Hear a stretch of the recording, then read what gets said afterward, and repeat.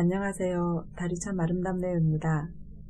오늘 읽어드릴 책은 걷는나무 출판사에서 펴낸 가야마리카 지음 김경은 옮김의 딸은 엄마의 감정 쓰레기통이 아니다입니다. 40이 넘어서야 깨달은 눈물의 의미. 유리는 대지진 당시 엄마가 자신을 찾아오지 않자 엄마를 향한 분노를 강하게 느꼈다. 유리처럼 분노라는 감정을 처음에는 잘 몰랐다가 어떤 사건을 계기로 느끼게 되거나 자신이 화가 나 있었다는 사실을 뒤늦게 깨닫는 딸들도 많다. 깨달음의 계기가 되는 사건은 사람마다 다르다. 엄마와의 직접적인 일이 계기가 되는 경우도 있고, 유리의 경우처럼 엄마와는 관계없는 대지진 같은 사건을 통해 자신의 감정을 자각하는 경우도 있다. 세 아이의 엄마이자 전업주부인 료코는 본인이 엄마에게 분노를 갖고 있다는 사실을 전혀 몰랐던 여성이다. 그녀는 가만히 있어도 눈물이 나고 마음이 자꾸만 조급해진다며 나를 찾아왔다. 료코는 세 아이의 엄마다. 막내가 중학교 입학하자 시간적 여유가 생긴 그녀는 일을 해볼 생각으로 컴퓨터 학원에 다녔다. 친구들은 이제 와서 공부에 취업까지? 어렵지 않을까? 넌 남편이 잘 버니까 힘들게 일할 필요 없잖아 라며 그녀를 부러워할 뿐 일을 하고 싶은 그녀의 마음은 아무도 이해해주지 않았다. 작은 무역회사를 운영하는 료코의 남편은 최근에 한국에서 수입한 화장품이 큰 인기를 얻어 집에 올 시간도 없을 정도로 매우 바쁘다고 했다. 그런데 남편이 집에 발길이 뜸했던 이유가 단순히 일이 바빠서만은 아니었다. 료코는 뜸을 들이다 남편이 출장을 다니다가 만난 여성과 바람이 났다고 했다. 남편이 그 여자한테 결혼은 했지만 별거 중이라고 거짓말을 한 모양이에요. 어느 날 남편이 없을 때 집으로 전화가 와서 누구냐고 묻기에 제가 아내라고 했더니 그 여자는 놀라서 울더라고요. 순간 여자가 있구나 하는 직감이 들었어요.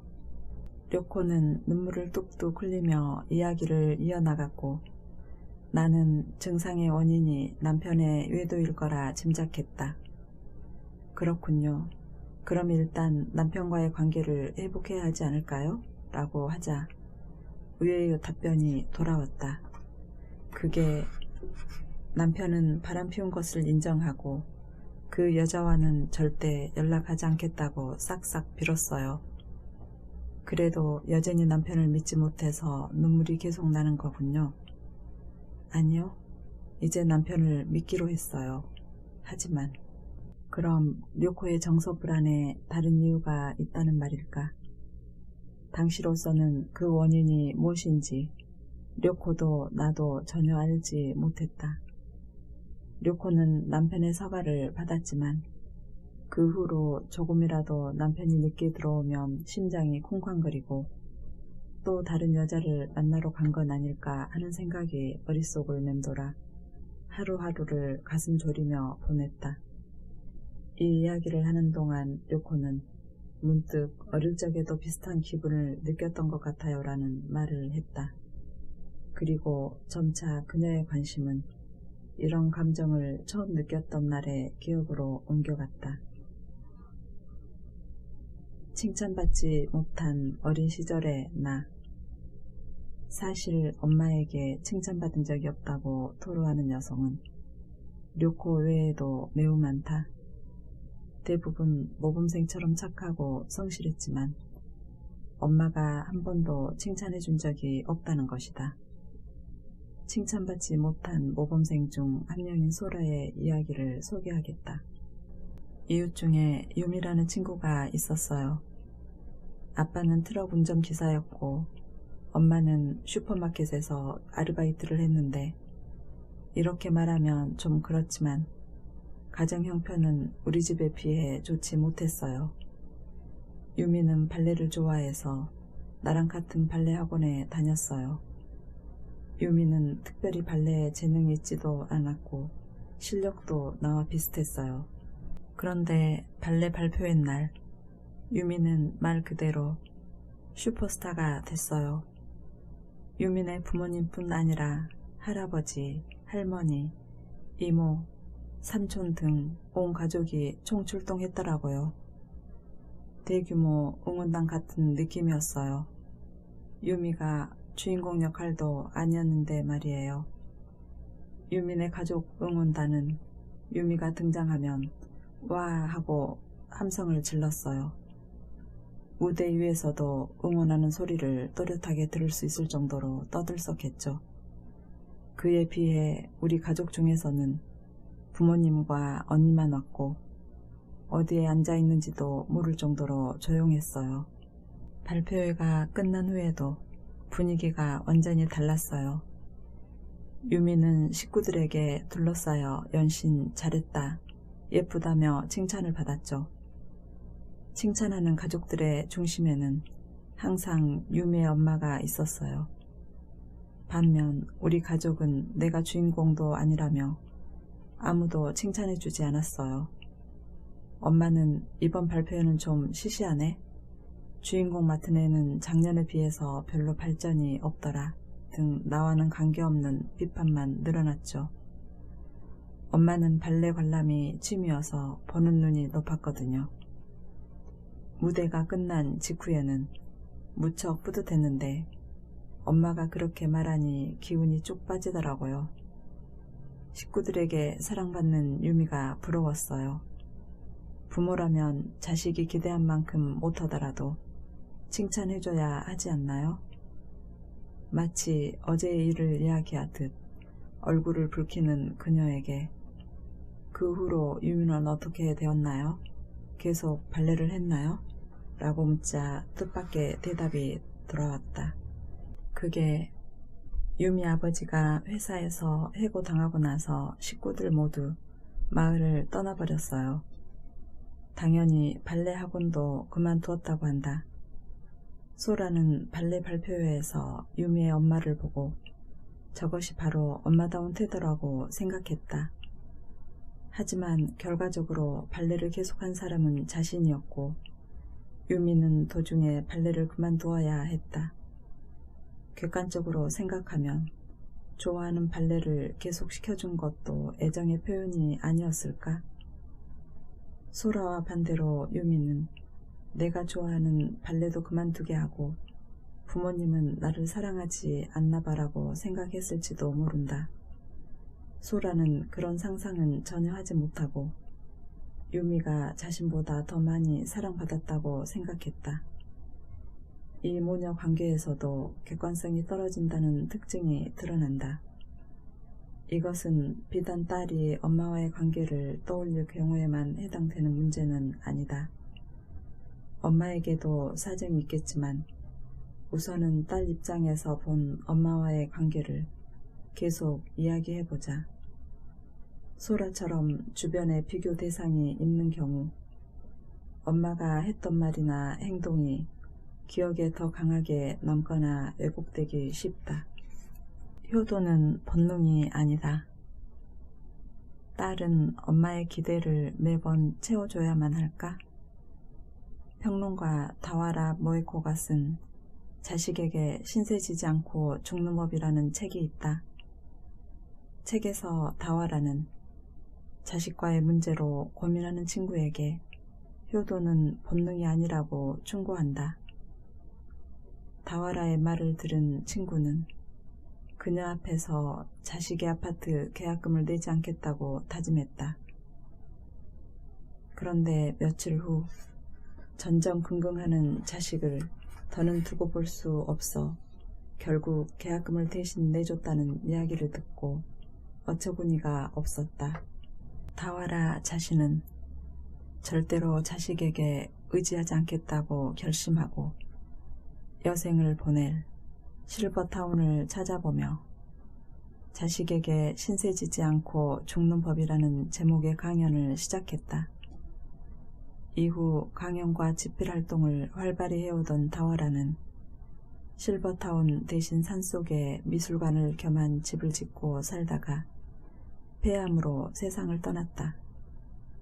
그녀가 다짐한 대로 마지막까지 정말 자식에게 신세를 지지 않았는지는 자세히 알 수 없지만 죽기 직전까지 암 환자 모임에 참석하는 등 왕성하게 활동한 기록이 있다. 세상을 떠나기 1년 전 한 잡지사와의 대담에서도 자식들은 모두 독립해서 외국에 살고 필요할 때만 연락한다고 밝혔기 때문에 적어도 심리적으로는 자식들에게 의지하지 않았던 것 같다. 나이 든 그녀를 홀로 남겨두고 애국에서 생활하는 자식들을 불효자라고 비난하지도 않았다. 다와라가 자식들과 이렇게까지 독립적인 관계를 유지할 수 있었던 비결은 뭘까? 노인이 되어서도 그녀에게는 자기 몫의 일이 있었기 때문이다. 게다가 다와라도 엄마와 좋은 관계를 유지하지 못했고 엄마를 간병하면서부터는 엄마에게 상당히 휘둘렸다. 그러나 엄마가 세상을 떠났을 때 내 책을 가장 먼저 읽어줄 사람이 없어졌구나 하는 생각이 들었다고 한다. 이처럼 엄마와 딸의 관계는 한마디로 딱 잘라 표현할 수 없다. 그래서 다와라는 자식들과 거리를 두겠다고 다짐하며 독립적인 관계를 유지하려 노력했을 것이다. 사실 다와라처럼 자식과 물리적으로든 심리적으로든 거리를 두려는 엄마는 실제로 그렇게 많지 않다. 오히려 최근에는 자식을 낳으면 본인의 사회적 지위가 높아진다고 생각하는 엄마들도 많다. 작가 사카이 준코는 이런 상황을 두고 요즘 최고의 취미는 육아라는 말로 표현한 적이 있다. 도시에 살며 남편의 수입이 많고 자신 역시 고학력자이며 자신의 일에 자부심을 가진 여성들은 엄마라는 한 줄을 프로필에 추가하고 싶어한다. 그런 엄마는 분명 태어날 아이가 예쁜 외모, 총명한 두뇌, 뛰어난 예술적 재능이나 운동신경, 유창한 영어 실력 등 완벽한 조건을 갖추기를 바랄 것이다. 유전자 조작을 통해 완벽한 유전자를 갖고 태어나는 이른바 맞춤 아기처럼 말이다. 오늘날 자식은 부모를 더욱 빛나게 해주는 하나의 수단이 되었는지도 모른다. 그런 엄마를 둔 아이, 특히 딸들은 사춘기나 성인기가 되면 나는 엄마의 사회적 지위를 높이기 위해 태어났을 뿐이라고 생각하며 자신의 존재 이유를 깊이 고민한다. 그러나 딸이 멀어지면 엄마는 여러 가지로 곤란하기 때문에 필사적으로 딸을 붙잡아 두려고 한다. 그리고는 딸을 압박하거나 어리광을 부려 자립을 방해한다. 어린아이가 되어버린 엄마. 딸을 지배하려는 엄마의 심리는 분리불안과 관련이 있다. 이전까지 분리불안은 부모와 떨어지기를 지나치게 싫어하는 심리라고 해서 아이의 관점에서만 연구되었다. 그러나 최근 심리학에서는 부모의 분리불안을 주목하고 있다. 발달 심리학은 아이를 남겨두는 것에 대한 서운함과 걱정, 죄책감 등 불쾌한 감정이라고 부모 중에서도 엄마의 분리불안을 정의했다. 이전에는 어린 자녀가 엄마에게서 멀어진다고 해서 엄마가 서운함을 느낄 것이라 생각하지 않았다. 1970년대부터 일본의 사회적 이슈가 된 빈둥지 증후군은 성인이 되어 독립한 자녀가 집을 떠난 뒤에 부모가 겪는 외로움과 상실감을 의미하는 말이었다. 요즘 주목받는 엄마의 분리불안은 아이가 더 어릴 때 생긴다.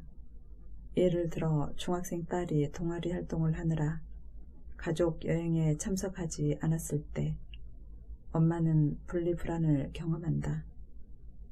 분리불안을 겪는 엄마의 모습은 마치 엄마에게 일하러 가지 말라고 보채는 아이와 비슷하다. 어쩌면 엄마가 된 그 여성은 사실 자신의 엄마에게 더 의지하고 싶은데 엄마 대신 자식에게 그런 마음을 갖는 것일지도 모른다. 엄마의 분리불안을 연구한 발달 심리학자 가쿠바리 게이코는 논문에서 이렇게 썼다. 엄마와 아이 사이의 관계는 엄마가 아이를 돌보는 일방적인 관계가 아니다. 양육자인 엄마는 자신과 떨어졌을 때 아이에게 무슨 일이 생기지는 않을까 우려하기도 하지만 반대로 엄마 스스로 아이에게 의존하기도 한다. 그의 말에 따르면 자녀에 대한 부모의 우려는 걱정, 의존은 서운함이라는 감정으로 이어진다. 걱정은 과잉보호 및 과잉간섭으로, 의존은 아이에게만 의지하는 상태로 발전한다. 그는 엄마의 분리불안을 극복하려면 배우자의 적극적인 지원이 필요하며 일상에서 타인과 많은 대화를 나누어야 한다고 결론지었다. 엄마와의 거리 두기가 어려운 이유. 엄마와 딸은 각자 나름의 욕구를 지닌 타인이다. 하지만 이 사실을 인정하지 않고 딸을 자신의 분신이라 여긴 엄마는 딸의 인생을 지배하고 통제한다. 엄마의 과잉 보호와 과잉 간섭은 딸에게 의존하는 마음과 딸에게 버려질지도 모른다는 불안에서 시작된다. 하지만 어느새 엄마의 말 한마디는 딸의 의욕이나 정열을 모조리 앗아갈 정도의 강한 영향력과 파괴력을 지니게 된다. 엄마의 말과 행동이 딸의 인생을 뒤흔든 결과 우울증 증상을 호소하는 딸들이 많아졌다. 엄마 때문에 생기는 우울증은 딸의 나이, 생활 환경에 관계없이 생긴다. 엄마의 말을 적당히 거절하고 거리를 두는 것밖에는 해결책이 없다고 조언하면 다른 사람들은 그건 당연하다고 생각한다. 하지만 막상 엄마의 지배를 받는 딸은 엄마와 적당한 거리를 두는 것조차 나쁜 일이라고 생각한다. 그리고 이렇게 고착된 엄마와의 관계를 어느 순간 끊으면 딸에게도 엄마에게도 큰 고통이 따른다.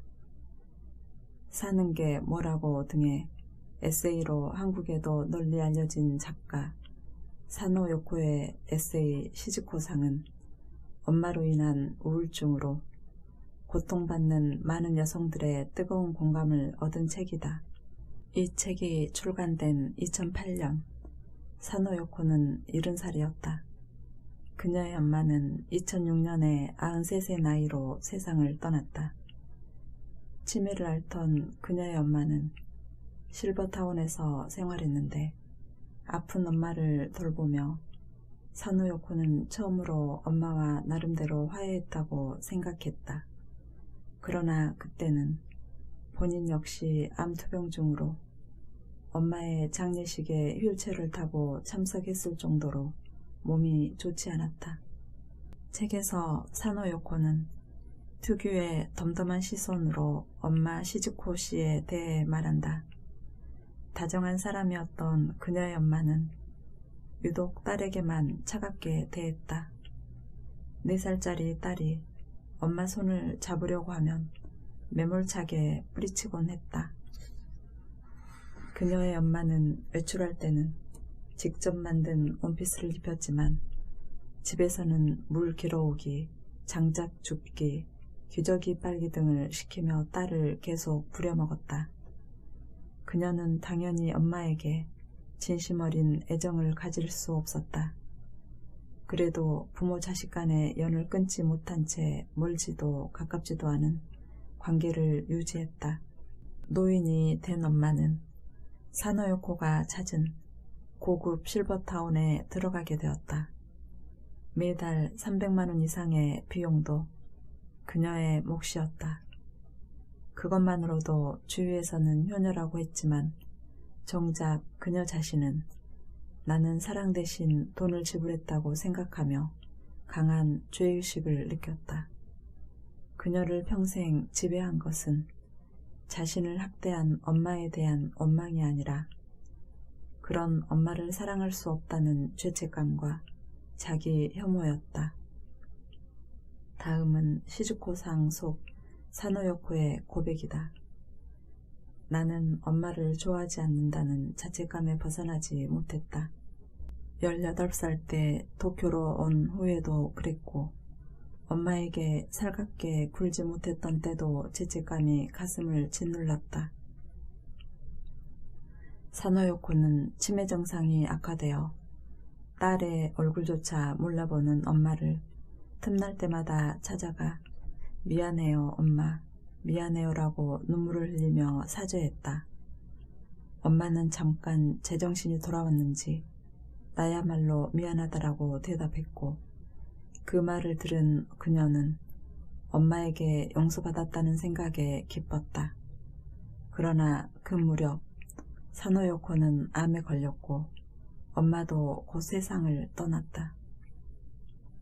자책감에서 벗어나 앞으로 평온한 마음으로 남은 인생을 살아야겠다고 생각했을 때 엄마와 딸에게 남은 시간은 거의 없었다. 문체가 우울하지 않고 사노요코 특유의 유머도 있어서 비참한 기분은 들지 않는 책이지만 모녀의 이야기만 두고 보면 이만큼 안타까운 사연도 없다. 엄마의 푸념이 현실로 바뀌는 날, 세상에는 실로 다양한 유형의 엄마가 있다. 충분히 사랑을 주지 않고 칭찬해도 인색한 방치 부정형부터 자식 일에 사사건건 참견해 혼자서는 아무것도 하지 못하게 만들어버리는 과잉 보호, 과잉 간섭형까지. 하지만 대부분의 엄마들은 결국 같은 곳으로 모이게 된다. 바로 노년기라는 무대다. 노년기의 연령대가 점점 높아지는 추세이긴 하지만 요즘은 보통 65세 이상을 노년기라 일컫는다. 물론 그 이전에도 엄마는 딸에게 이런 하소연을 늘어놓곤 했을 것이다. 엄마도 이젠 예전 같지 않아. 옛날에는 안 그랬는데 요즘은 체력도 떨어졌어. 어머, 또 흰머리가 났네. 넌 아직 어려서 이게 얼마나 충격적인지 모르지?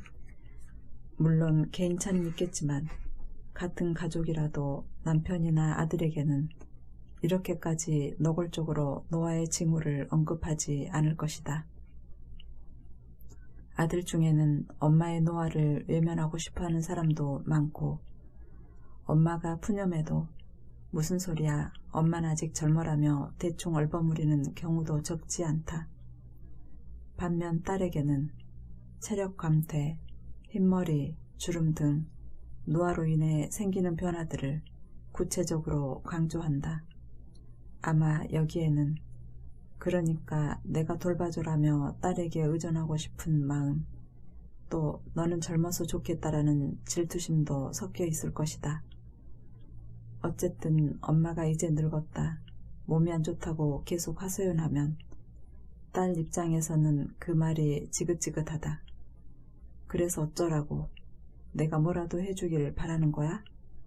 본가에 자주 찾아가지 않는다고 날 비난하는 건가? 라는 생각이 불현듯 고개를 들기도 한다. 그러나 엄마의 푸념을 둘러싼 딸의 고민은 언젠가 끝이 난다. 아니, 끝날 수밖에 없다. 고민이 해결된다기보다 엄마가 나이가 들어 노인이 되고 엄마의 푸념이 현실이 되기 때문이다. 최근 일본에서 노화를 받아들이는 방법에 대한 책 여러 권이 베스트셀러에 오른 사실은 노년기를 어떻게 보내야 할지 모르는 이들이 많다는 사실을 방증한다. 병원에서 받지 말아야 할 검사 혹은 수술을 알려주거나 최신 의료 기술을 보유한 병원을 알려주는 의학서도 잘 팔린다. 이런 책의 독자 대부분이 중년층 또는 노년층이라는 사실만 보더라도 어떻게 나이 들 것인가 하는 문제에 대한 답을 찾지 못한 채 60대, 70대가 되는 사람들이 많다는 사실을 짐작할 만하다. 노년기의 간병 문제, 인생의 마지막을 어디서 어떻게 맞이하느냐의 문제, 장래 문제에 대한 관심도 높아지고 있다.